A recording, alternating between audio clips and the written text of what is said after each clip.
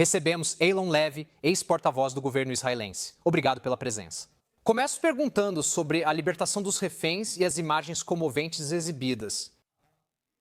Isso realmente traz um encerramento para o povo israelense após 2 anos de uma guerra tão amarga?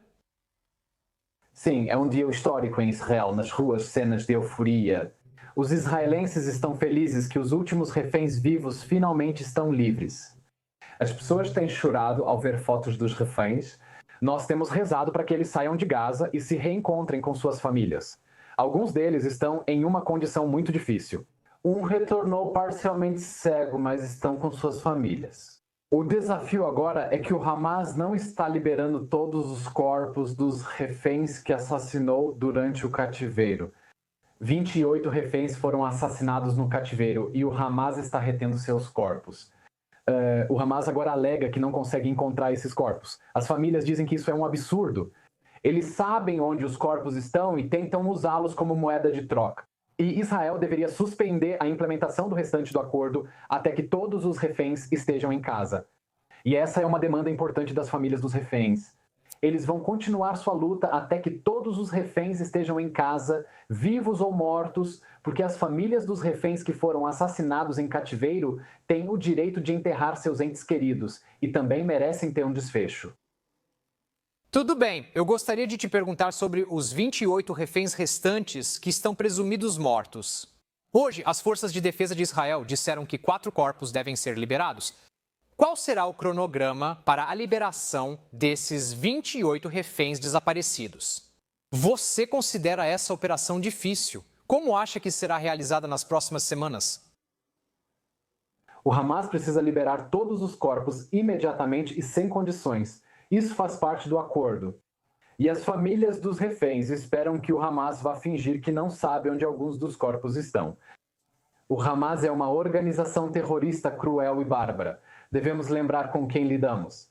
Enfrentamos um exército terrorista sanguinário que sequestrou pessoas em suas camas, matou-as, levou seus corpos e, da última vez, devolveu-os em cerimônias públicas, convidando pessoas para celebrar e enviando-os de volta em caixões lacrados.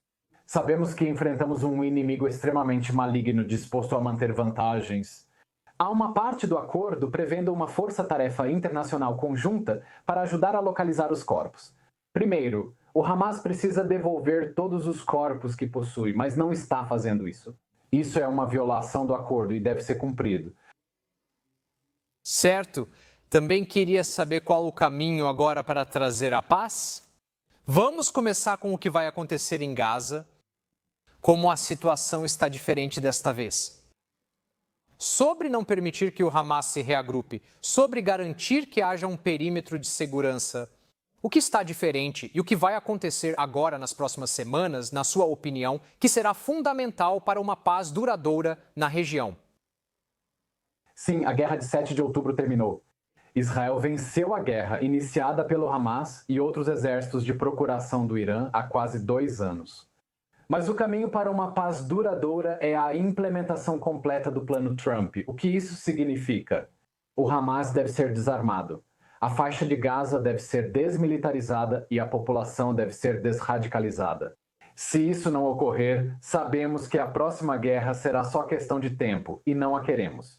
Agora, o Hamas, a primeira coisa que fez após o massacre de 7 de outubro foi ameaçar fazer isso de novo e de novo, até que Israel seja destruído. Israel está dando uma chance à diplomacia para destruir os túneis e mísseis restantes do Hamas, impedindo novas invasões, atrocidades como as de 7 de outubro e evitando que a região seja arrastada novamente para a guerra.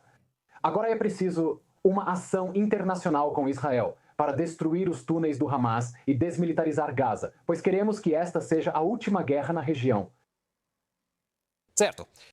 O que vemos em relação ao início do estabelecimento de uma força de segurança interina e uma estrutura política para Gaza. Eylon, em que fase você acha que isso começa?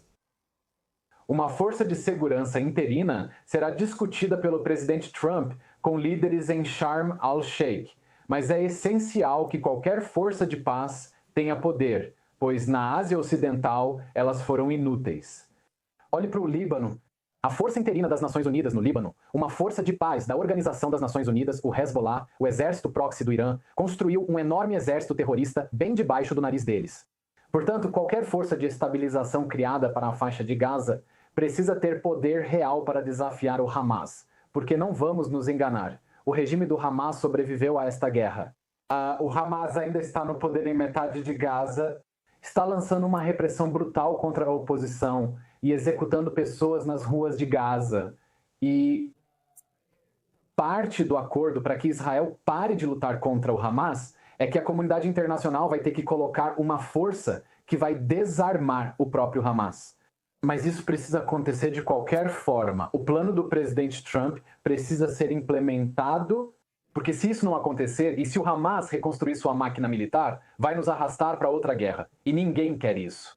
O Hamas está completamente isolado no mundo, o plano do presidente Trump deve ser totalmente implementado.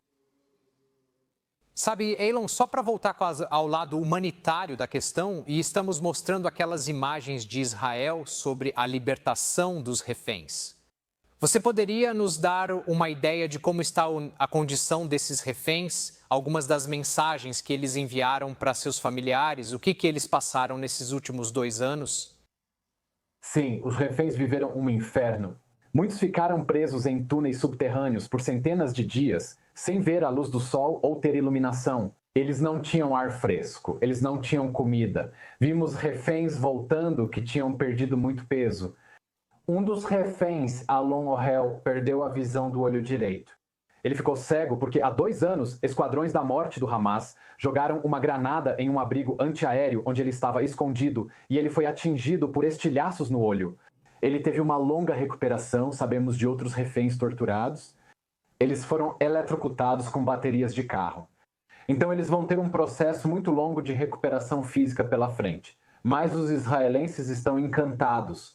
Pelo menos eles estão vivos, pelo menos eles estão nas mãos de suas famílias. E a longa jornada de recuperação física e emocional começa agora. Tudo bem. Uma longa jornada de recuperação física, emocional e mental.